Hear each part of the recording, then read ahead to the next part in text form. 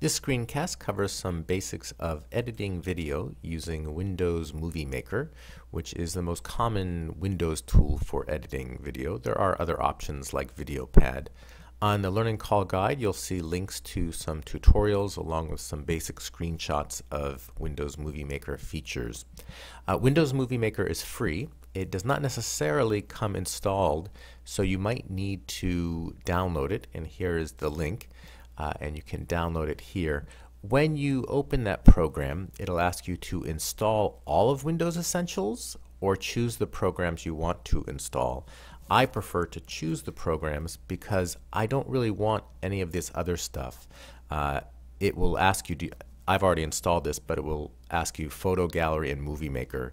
That's usually the only one that I check, and I uncheck all of these others because I don't really want or need them. So once you have Movie Maker installed, you will see this basic interface, and you'll notice there are options up here: Home, Animations, Visual Effects, Project, and View. You'll start at Home, and you can add photos or videos, generally videos, by importing them this way.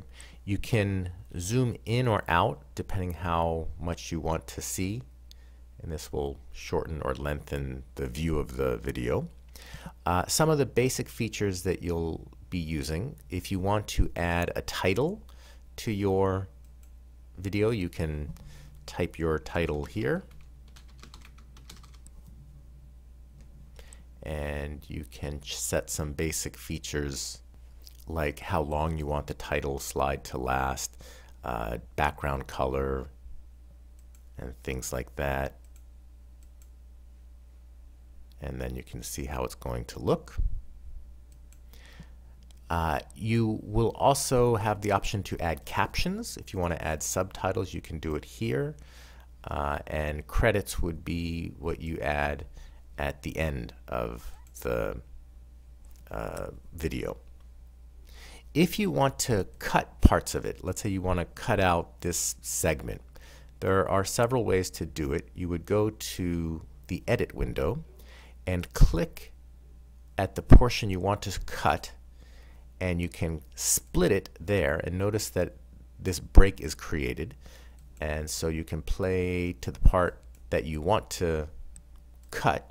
And so now I have this little segment here that if I delete, then that part is gone.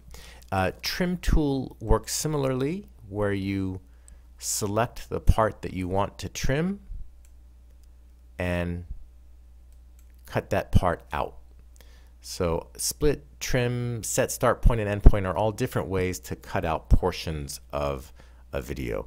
If you do something and you make a mistake, you can always press Control Z, and that will undo what you just did. If you want to add a transition between different segments, you would click Animations, and you can choose what kind of animation you want. And when you click on it, it will show you how that transition will look. You can choose how long you want that transition, so it can be a much faster transition or a much slower transition. If you wanted to add background music or narration, you can do so by clicking Add Music and choosing the file. And so now you'll see that this background this voice or background music or voice narration has been added. You cannot edit that audio within the Movie Maker. You have to edit the audio before you add it. You can adjust where it starts to play, but you can't actually edit the audio.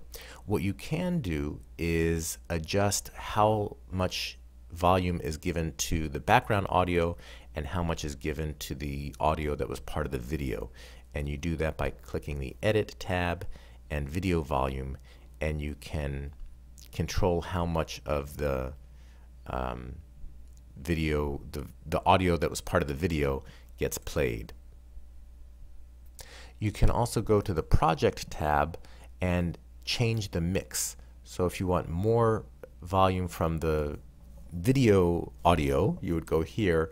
More from the background music or the audio file that you added, you would move the slider this way. When it's time to save the video, click on your main menu option here. Saving the project will save the raw video and all of the project data. So if you want to edit this later, you would click Save Project, and it will save it as a WLMP file, Windows Live Movie Project file. And so then you could open that and edit it later. If you want to save it as a video file that you would upload to YouTube or post somewhere, you would click Save Movie. You'll see recommended for this project, which is generally okay to use, and you can just click that.